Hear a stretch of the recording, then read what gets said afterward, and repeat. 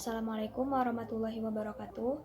Perkenalkan, nama saya Ananda Putri Sri Rejeki, mahasiswa program studi Ilmu Hukum semester 1 di Universitas Nusa Putra.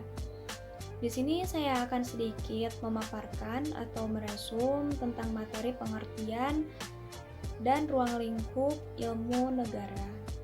Di dalam pengertian dan ruang lingkup ilmu negara tersebut terdapat beberapa poin, di antaranya ilmu negara itu sendiri, lalu objek ilmu negara, dan ruang lingkup ilmu negara. Nah, ilmu negara sendiri terdiri dari dua kata, yakni ilmu dan negara. Kita bahas dulu tentang pengertian ilmu. Menurut Kamus Besar Bahasa Indonesia, ilmu adalah pengetahuan suatu bidang yang disusun secara sistematis menurut metode tertentu yang dapat digunakan untuk menerangkan gejala tertentu di bidang. Menurut pengertian negara, menurut para ahli MacIver,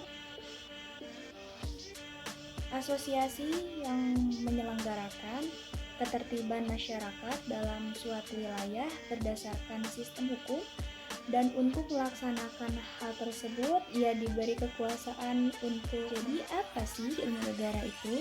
Dengan demikian itu merupakan pengetahuan tentang seluk-beluk negara yang disusun secara sistematis dan mampu menjelaskan fenomena negara-negara yang ada di dunia.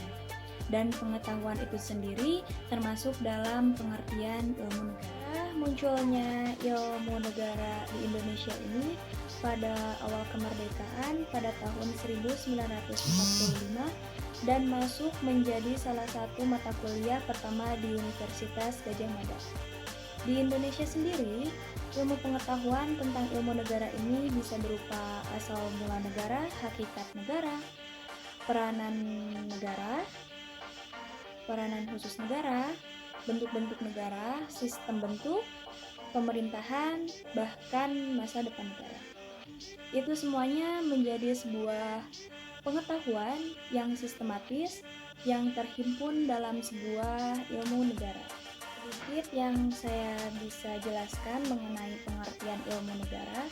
Selanjutnya mari kita bahas objek ilmu negara secara singkat. Ilmu negara atau stature sebagai akibat dari penyelidikan dari seorang sarjana Jerman bernama General Generic. Beliau lahir pada tanggal 16 Juni tahun 1851 dan wafat pada tanggal 12 Januari tahun 1911. Nah, beliau dikenal sebagai Bapak Ilmu Negara atau pendiri ilmu negara.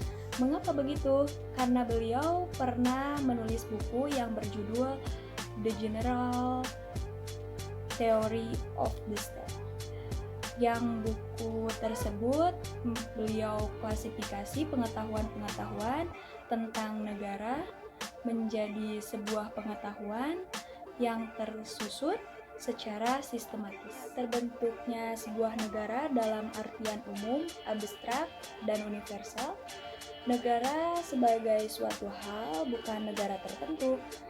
Ilmu tentang negara menjadi sebuah sistematis dan teratur untuk menjelaskan ilmu tentang negara menggunakan sistem materi atau sistematika dengan mengumpulkan data yang ada pada zaman Yunani sampai dengan saat ini. Ini yang bisa saya sampaikan, kurang lebihnya mohon maaf. Wabillahi taufiq wal hidayah. Wassalamualaikum warahmatullahi wabarakatuh.